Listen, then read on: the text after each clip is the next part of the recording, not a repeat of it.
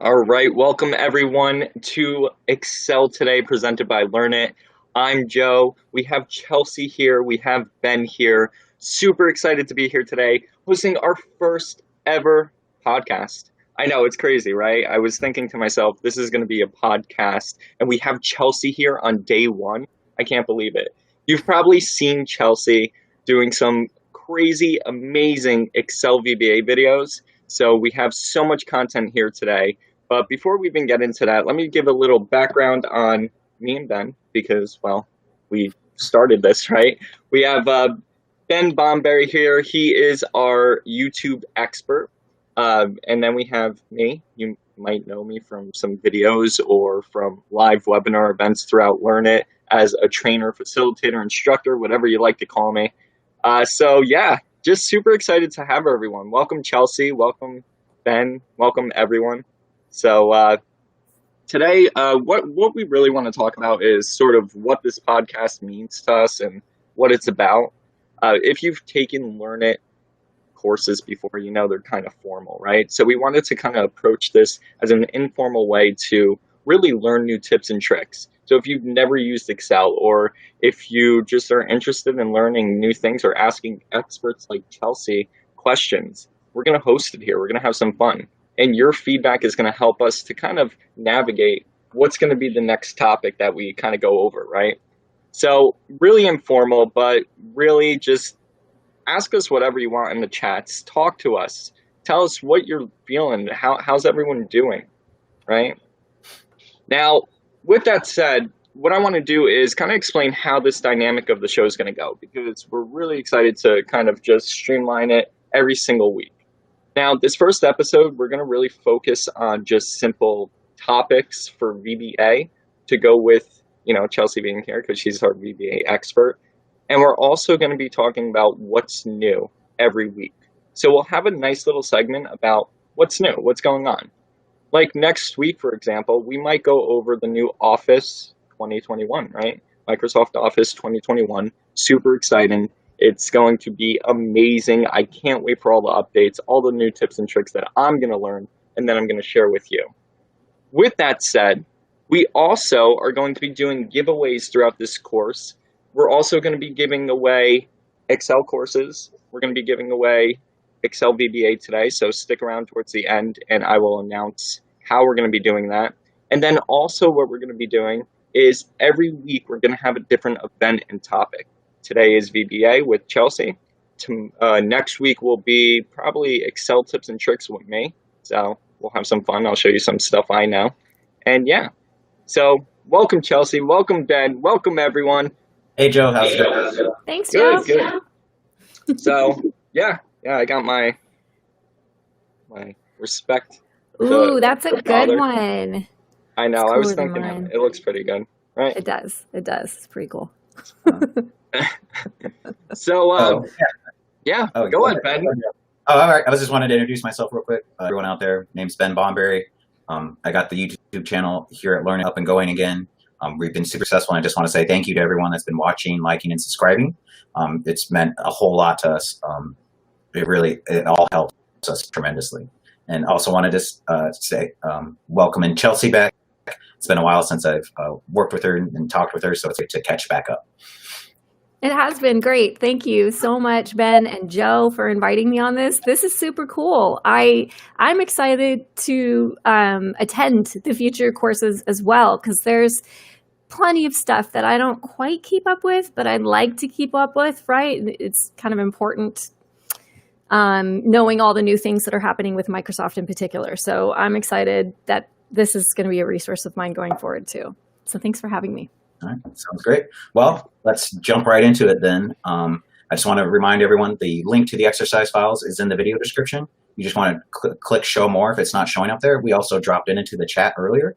So, just refer back to the chat for the link, and I will drop it in there again real quick for everybody to get the exercise file that we're going to go over. So just before we get in there, maybe we want to do a quick explanation for Excel VBA, because not everybody knows what Excel VBA is. So I'll ask Chelsea here. Chelsea, what is Excel VBA, and how can we use it like in our everyday work to improve what we're doing on Excel? Such a good question. Great place to start, obviously, because a lot of people don't know exactly what it is or why they should care. And a lot of people feel like it's too experienced for them. But I think we're finding this day and age that absolutely everybody who uses Excel can and should give a shot at some of those more advanced topics like pivot tables, like VLOOKUP and the other advanced functions, and like learning some of the programming behind the scenes in VBA.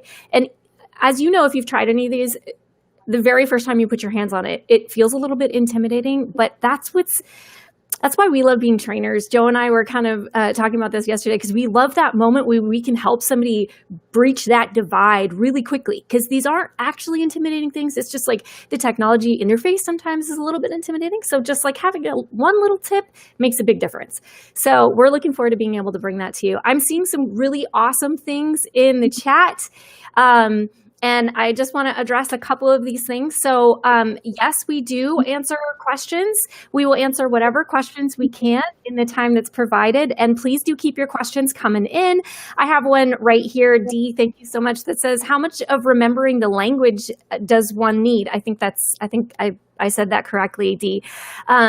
And so the basics is you don't really need to memorize anything in VBA. You just need to be a Googler, and we are all Googlers. So with that being said, let's talk about what it is and how we can get started with it. So VBA is a programming language, and eventually you'll end up being a programmer if you give it a shot. But from the outset, it really is just a way that you can get Excel to memorize a few of your tasks that you perform over and over and over. So like every time you open up the same Excel workbook, if you always do the exact same things, like I always highlight this row, I always delete this unnecessary column, and then I always reformat the dates in this. If you perform those exact same tasks over and over and over again, you can make that into a macro.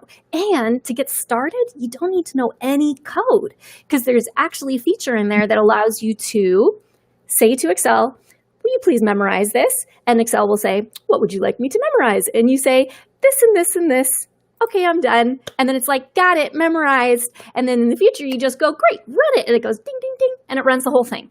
So this thing is called the macro recorder. And that's what we're going to be starting with today. And I know we do have a lot of people on the line who are a little beyond the macro recorders. Don't worry, stay tuned. We have plenty of good stuff for you too. So I'm going to start by sharing my screen here, just so I can show you a basic example of what I've just said out loud. And I'll kind of show you how you can do this in Excel. And I encourage you to open the sorry for the Pink Floyd cover photo there. Little inception we got there. Okay. So I'm just going to give us a demonstration of what this might look like. So let's just pretend for a moment that I get this spreadsheet every single day, and I always have to format it in the following ways. I always want to bold row 4. Let's go to this one. It's a little bit more complicated. It's going to be more fun. Okay. I always bold row 4. I always delete row 2. I remove whatever this junk is up here because I don't care.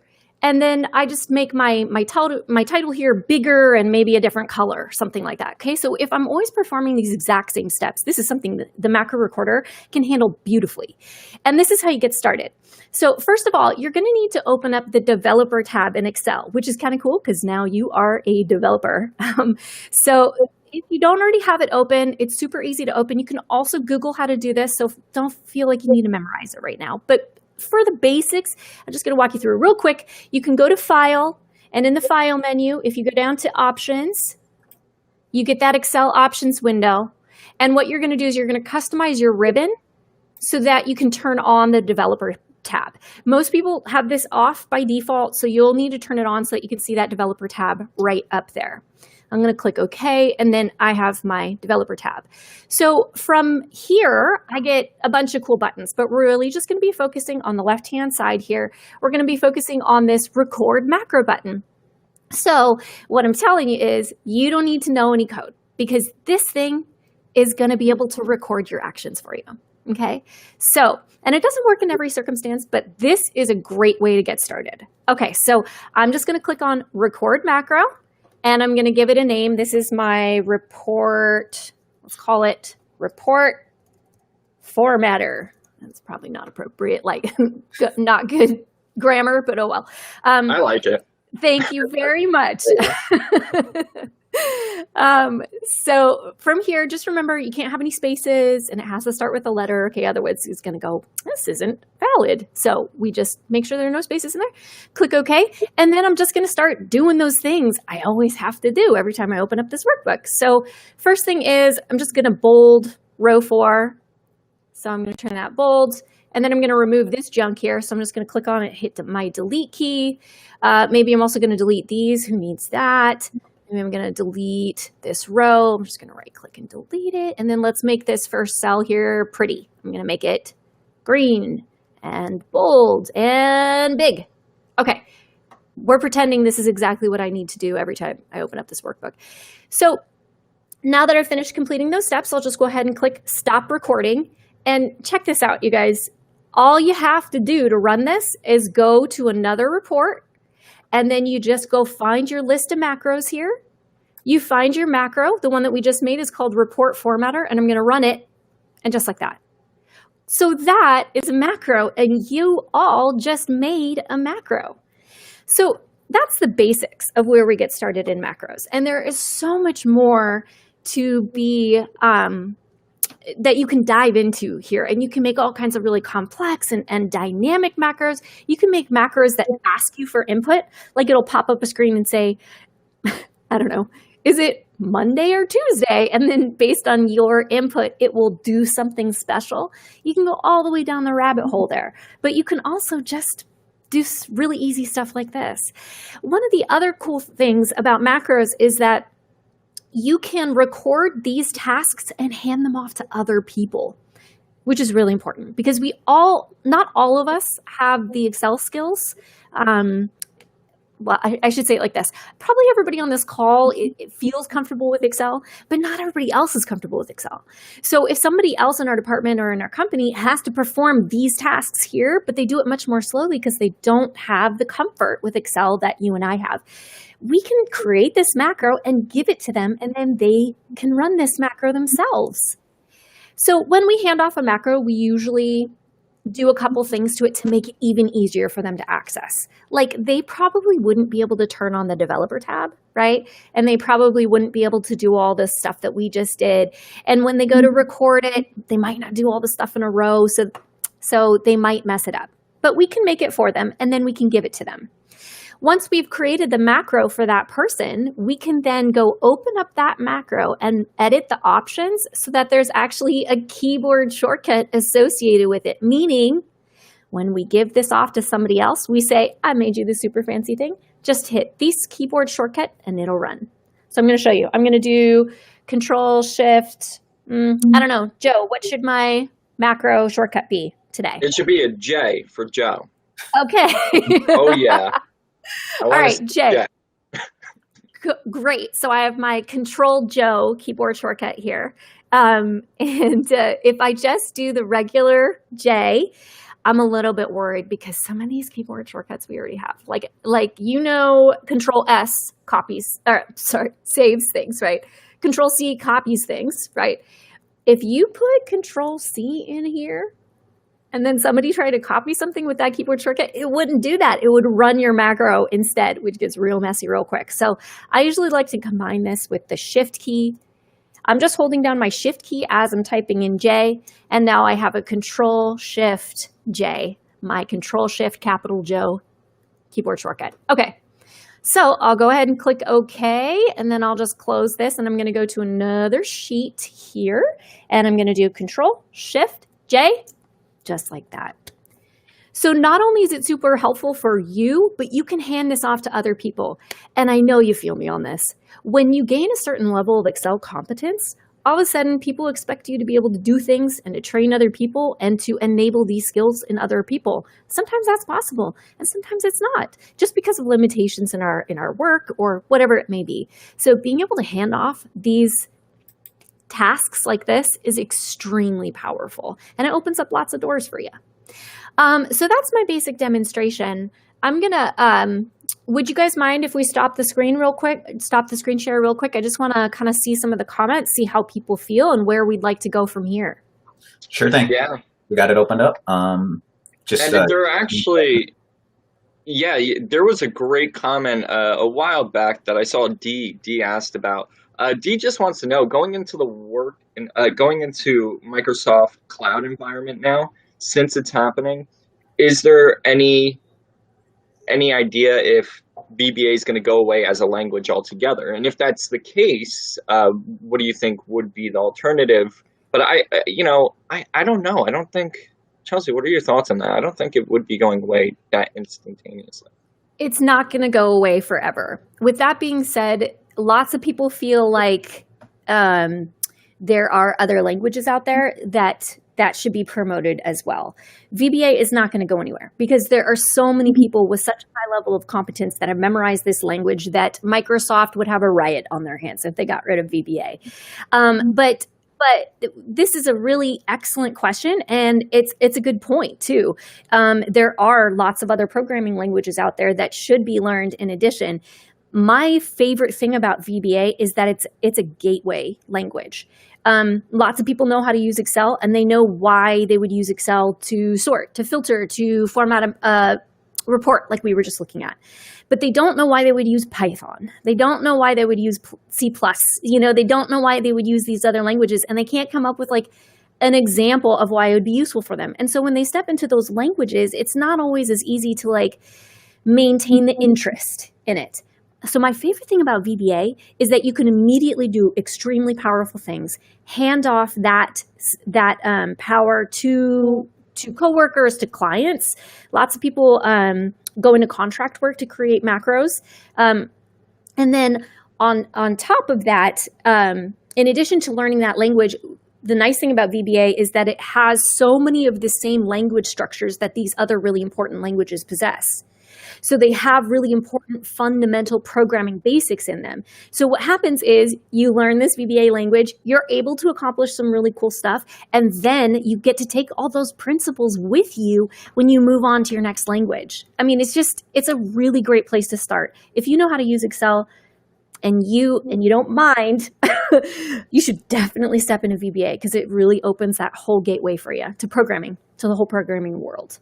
Yeah, I agree. The thing with VBA for me that was really awesome starting off was that you have that record feature, and that record feature is everything. Like you said, we're taking these multiple tasks, It'd be cool if I was like making a pizza and I could just press a button and then we kind of can do that, right? We could just press the button. Every day. Bad example. But you know what I mean. It takes the steps. Imagine if we pressed the button and it just appeared in front of you. Like, yes, it's just. And my favorite thing to do, and tell me, better than me though. When I first started off in VBA, I would use that record feature all the time, and then I would go back into that macro and just start to study. What does it look like now that, like, I know the steps because I recorded it, but now let me take a look. Do you think that's a good starting point to kind of record the macros and then look at them and learn that language? Absolutely, Joe. Yes, absolutely. I have the sense that you've taught some macro courses before because that is absolutely the natural next step. Yeah, is to step in and take a look at some of that programming code. Guys, do we have time to step in and take a look at a little bit of programming code, or are we running out of time here? No, we got time. Yeah. Okay, because we have a couple of questions that I can see over here. They're really good. Can we dive into variables? And writing VBA script is difficult. Any suggestions on this? So I do see those at the bottom of the chat. Thanks, everybody. And for those for whom we're not able to get to your questions, don't worry. I'll circle back afterwards and we'll answer some of those other questions that we haven't been able to do on this session. So a couple things about this. Variables, I consider them to be like beyond beginner, but not totally advanced. They're like beginner, like it's like the 102 course. They're essential. You have to know how to use them if you want to do powerful stuff in VBA. I'll try and get to variables in just a second, but I'm definitely going to get to writing VBA script is difficult. Any suggestions on this? That's such a good one. And it feels like a barrier of entry, right? So I'm going to start with that, and I'm going to share my screen here again. Let me see. Oh, I'm already sharing. Sorry, Ben. Okay, Hey, every time you cool. say that, I put it up. I love it. Okay. All right, great. I'm getting used to it. Okay, so per Joe's suggestion, let's say we want to step in and actually take a look at some of the code, and then that great comment just now about the code feeling a little bit complex and how we can sort of like get over that hump, breach that gap, right? So I'm going to step into the code console and have us actually take a look. On our developer tab in Excel, all the way on the left-hand side, we have a Visual Basic button. And I'm going to click on my Visual Basic button, and it opened on my other window here. So I'm just going to pull it over, and I'm just going to snap my screens so that we can see them left and right. So let me just give us a very basic understanding of what we're looking at here. On the left-hand side is a bunch of different containers where you can contain code.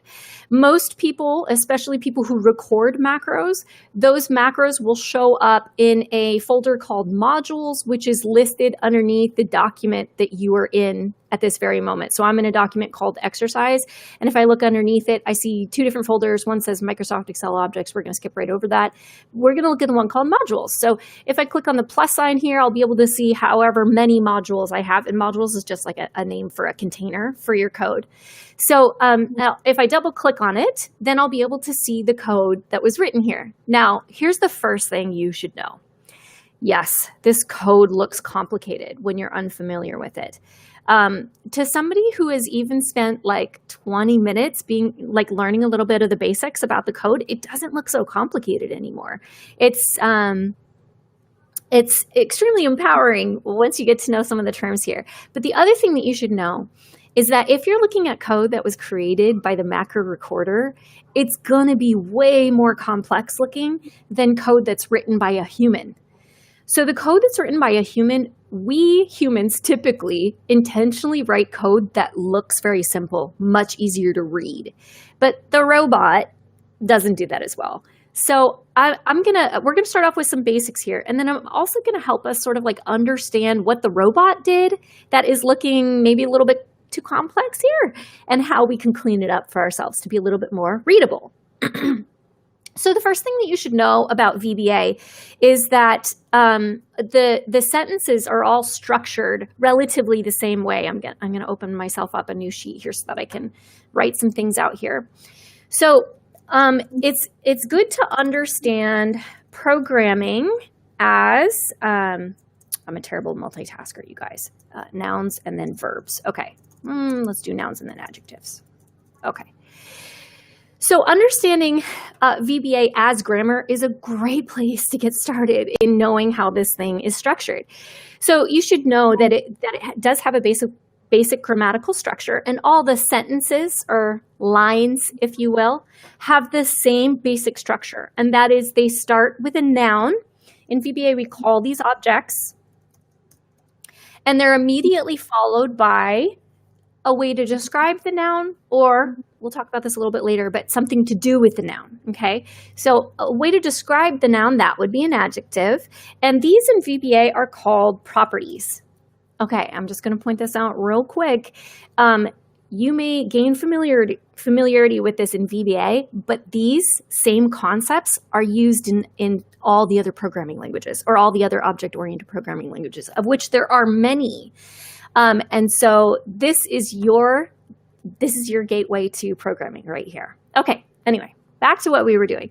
So all of these sentences are structured by saying objects or nouns first, and then what you want to do with it or what you want it to look like. So let's take a look at this very first sentence over here on the right-hand side. So this very first sentence, and I wish I could make it a little bit bigger, but for those of us who are squinting, I'm just going to paste it over here, okay? So this is what my very first line looks like. So there's my noun right there, and then there is what I'm going to do with it. Basically, this means that I went and I clicked on row 4. That's all that line is saying, okay? So now that we feel like we can read that a little bit, that's kind of cool. Let's see what the next line says. All right, so this one says selection, or the thing I had already selected, which was row 4. The font inside that thing we want to turn that font bold, okay? And there's a lot more to absorb here. There are quite a few lessons that we could take away with this. I wish I had enough time to go into it, but basically what you have here is your most parental object, or sort of like, if you can think of those Russian nesting dolls, right? You have one on the outside, and then you have more on the inside, and then you have another one on the inside. So this is the object or the noun that is most on the outside. And then inside of that big Russian nesting doll object, we have the other objects that you can select inside. So when we're writing our sentence structure, the biggest Russian nesting doll, you know what I'm trying to say, comes first, okay? And then we follow that with a dot.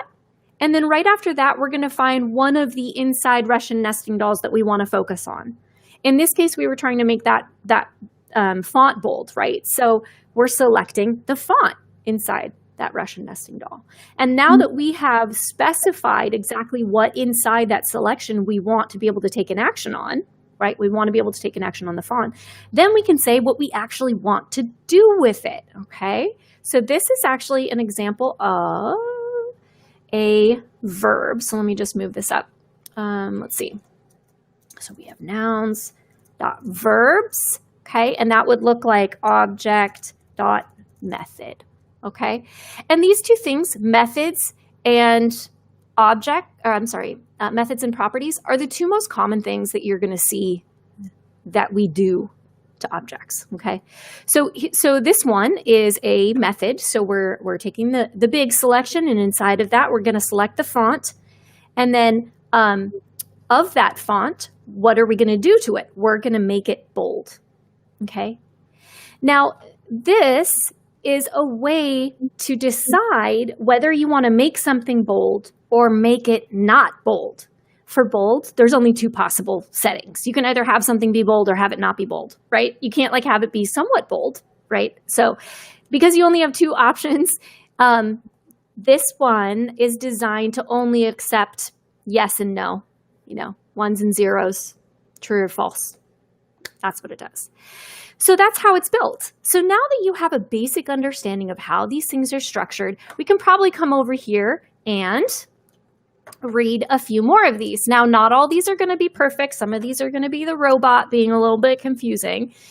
Let's see this next line that we have here. Selection dot delete. Now, I don't know if you remembered, but in this example that I did delete one of the, here, let's see if we can find it. Yeah, I did delete row 2. Okay. So that's what that is doing. Selection dot delete. And after a lot of these terms, you have ways to specify them or clarify them. We saw that one here, right? When we chose to make bold true, so we turned it on. And then here we have an option with the delete method. We just have the option to shift the cells up or to the left, or if you want to go down or to the right, you can do that too. But you've probably seen that when you've tried to delete cells in other places. It says, do you want to shift the selection left? Or do you want to shift the selection up? And then you get to choose that option. So this is just what those options look like in the VBA language. Okay, so this is just the beginning of the rabbit hole. There are so many other places to go, fabulous places to go, and it doesn't have to be that complex. But you do want to start this sort of a thing with a training. Obviously, being a trainer myself, I am an advocator of training, and training definitely helps us get across that gap from something looking like, frankly, an alien language, okay, to something that we can actually kind of read a little bit. All right, so you've just taken a huge step in being able to eventually go in and write your own code yourself. Well, yeah, thank you so much, Chelsea. I mean, Chelsea could go on and on about this. I mean, because really, she just set you up with a great foundation. And because we're running low on time, unfortunately, we're not going to be able to keep going. But with that said, Chelsea does have her own YouTube channel, and she has some great, amazing Excel VBA courses on there. So feel free to check that out. I've checked it out. You know Yeah, that. I want to head and drop the link for everybody in there on for Chelsea's channel. So please go and subscribe. You know, she does amazing work. She's taught some of our most popular classes here on our channel, and you know, she has her own channel. So you know, reach out to Chelsea and get her views up, get her subscriptions up. Yeah. I also did Thanks, want to include that we are going to be doing a giveaway today for everybody in here. If you guys want to leave a comment down below, we're going to select a random comment, and what you're going to win is we actually have a live Excel VBA 2-day full course that'll cover all the questions that we didn't get a chance to go over here. It's a live class with a live instructor taught here from San Francisco and California. You'll join it virtually, and you'll be in there with other students from our regular Learnit classes, and one person will win a free class. We'll reach out to you via the comments to email us for that.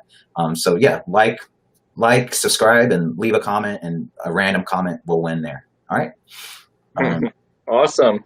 And then stay tuned for next week's episode. Next week, we don't have a special guest, but what we will be doing is, well, I will be showing you some tips and tricks in Excel. So let me know. Yeah, let me know in the chat box what you really want to see. I've seen a couple things, so I'll try to read through those comments and get something going for you. But yeah, feel free to leave a comment, like, subscribe, and then next week we'll go into Excel tips and tricks, and I'll show you some cool little things there. Once again, thank you so much, Chelsea. You are amazing. Pleasure. Thanks for having me, you guys. This is awesome. Yeah. Everyone go to her channel and subscribe.